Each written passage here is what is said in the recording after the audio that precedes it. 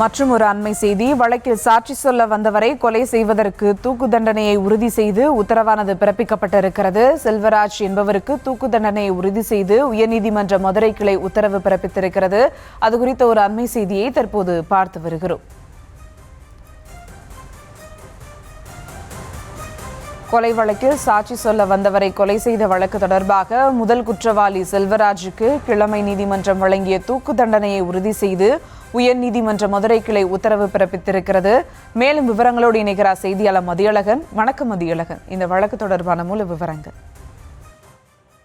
திருநெல்வேலி மாவட்டம் பாளையங்கோட்டை வட்டத்துக்கு உட்பட்ட பாளையஞ்செட்டிப்பாளையத்தில் தேர்தல் முன்விரோதத்தால் பாளையஞ்செட்டி குளத்தில் தேர்தல் முன்விரோதத்தால் 2016 பெருமாள் என்பவரை அதே பகுதியைச் சேர்ந்த செல்வராஜ் என்பவருடைய தரப்பினர் கொலை செய்ய முயற்சி செய்தனர். இது தொடர்பான வழக்கு விசாரணை நெல்லை நீதிமன்றத்தில் நடைபெற்றது. இந்த வழக்கில் அதே ஊரை சேர்ந்த வைகுண்டம் என்பவர் செல்வராஜ் தரப்பினருக்கு எதிராக சாட்சியம் அளித்தார். இதனால் வைகுண்டம் மீது செல்வராஜ் தரப்பினர் ஆத்திரமடைந்தனர். நீதிமன்றத்தில் தங்களுக்கு எதிராக சாட்சி சொல்லக்கூடாது என தொடர்ந்து மிரட்டி வந்துள்ளனர். இருந்தபோதும் வைகுண்டம் செல்வராஜ் தரப்பிற்கு எதிராக சாட்சியம் அளித்துள்ளார்.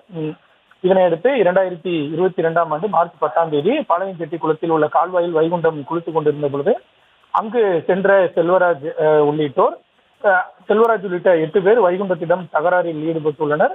தகராறு முற்றியதில் வைகுண்டம் கொலை செய்யப்பட்டார். இது தொடர்பாக பாளையங்கோட்டை தாலுகா போலீசார் வழக்கு பதிவு செய்து செல்வராஜ் உள்ளிட்ட 8 பேரை கைது செய்தனர். இந்த வழக்கு நெல்லை 2வது கூடுதல் அமர்வு நீதிமன்றத்தில் நடைபெற்றது. வழக்கை விசாரித்த நீதிபதி குற்றம் சாட்டப்பட்ட செல்வராஜுக்கு தூக்கு தண்டனையும் மற்ற 4 பேருக்கு ஆயுள் தண்டனையும் மற்றவர்களுக்கு 2 மாதம் சிறை தண்டனை விதித்து தீர்ப்பளித்திருந்தார். இந்நிலையில் தங்களுக்கு வழங்கப்பட்ட தண்டனையை ரத்து செய்ய கோரி செல்வராஜ் உள்ளிட்ட 5 பேர் சென்னை உயர்நீதிமன்ற மதுரை கிளையில் மனு தாக்கல் செய்தனர். இந்த மனுக்கள் நீதிபதிகள் பி வேல்முருகன், விக்டோரியா கௌரி அமர்வில் விசாரணை நடைபெற்றது. அப்பொழுது விசாரணையின் பொழுது அரசு தரப்பில் தமிழ்நாடு அரசு தலைமை குற்றவியல் வழக்கறிஞர் ஹசன் முகமது ஜின்னா மற்றும் கூடுதல் குற்றவியல் வழக்கறிஞர் செந்தில்குமார் ஆஜராகி விசாரணை நீதிமன்றத்தின் விசாரணையின் பொழுது எதிரிகள் குற்றம் செய்ததற்கான அனைத்து ஆவணங்களும் சமர்ப்பிக்கப்பட்டு அதன் அடிப்படையில் குற்றம் உறுதி செய்யப்பட்டதன் அடிப்படையிலேயே செல்வராஜுக்கு தூக்கு தண்டனை மற்றும் மற்றவர்களுக்கு ஆயுள் தண்டனை வழங்கப்பட்டுள்ளதாகவும், எனவே குற்றவாளிகளினுடைய தண்டனையை ரத்து செய்யக்கூடாது என வாதிட்டார். 2 தரப்பு வாதங்களையும் கேட்ட நீதிபதிகள் வழக்கினுடைய தீர்ப்பை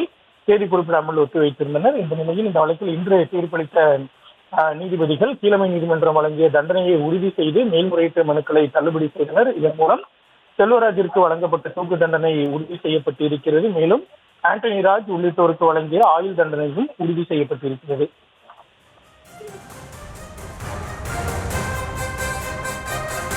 விவரங்களுக்கு நன்றி மதியழகன்.